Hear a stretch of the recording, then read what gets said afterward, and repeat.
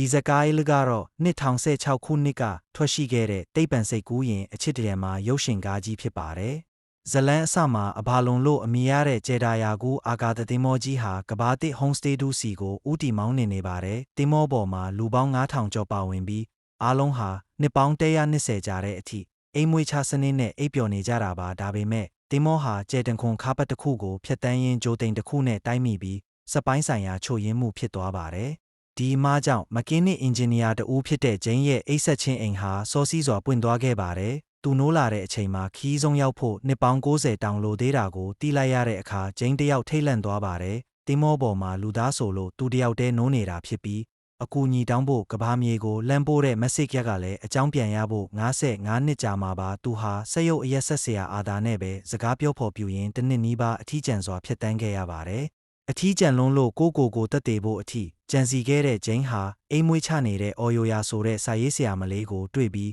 သဘောကျသွားပါတယ်။သူဟာအတော်မသက်နိုင်တဲ့အထီးကျန်မှုကြောင့်တိတ်ခါတရားနဲ့အသက်ရှင်တန်လို့စိတ်ကြားပြားများရင်းနောက်ဆုံးမှာတော့အယိုယာရဲ့အိတ်ဆက်ချင်းအိမ်ကိုတမင်တကာဖွင့်ချလိုက်ပါတော့တယ်။အယိုယာနိုးလာတဲ့အခါမှာတော့ဆက်ချို့ရင်းချက်ကြောင့်နိုးလာတာလို့ပဲသူမထင်နေရှာပါတယ်။သူတို့နှစ်ဦးဟာအစပိုင်းမှာရုန်းကန်ခဲ့ကြပေမဲ့နောက်ပိုင်းမှာတော့ချစ်သူတွေဖြစ်သွားကြပါတယ်။ဒါပေမဲ့ဒီနေ့မှာတော့စက်ရုပ်အာသာကဂျိန်းဟာအယိုယာကိုတမင်နိုးခဲ့တာဖြစ်ကြောင်းပြောမိသွားတဲ့အခါမှာတော့အယိုယာရဲ့ကဘာကြီးပျက်စီးသွားသလိုခံစားလိုက်ရပြီးဂျိန်းကိုလူသက်သမားတယောက်လိုယွန်ရှာမုန်းတီးသွားပါတော့တယ်။အခြေအနေတွေဆိုးဝါးနေတော့မှတင်မောရဲ့စနစ်တွေဟာတစ်ခုပြီးတစ်ခုစတင်ချို့ယင်းလာပါတယ်။အဲ့ဒီအချိန်မှာတင်မောအမှုထမ်းအရာရှိတဦးဖြစ်တဲ့ဂျက်စ်လဲနိုးလာပါတယ်။သူတို့၃ယောက်ဟာတင်မောကြီးပောက်ကွဲမဲ့အနေအကနေကာကွယ်ဖို့စူးစမ်းကြပါတယ်။ဒါပေမဲ့ဂျက်စ်ဟာအိတ်ဆက်ချင်းအိမ်ချို့ယင်းမှုကြောင့်ကျန်းမာရေးထိခိုက်ပြီးကွယ်လွန်သွားပါတယ်။ဂျိန်းနဲ့အယိုယာတို့ဟာတင်မောကြီးမပောက်ကွဲအောင်ရီအက်တာကိုအပြင်ကနေတွားပြင်ဖို့စူးစမ်းကြရပါတယ်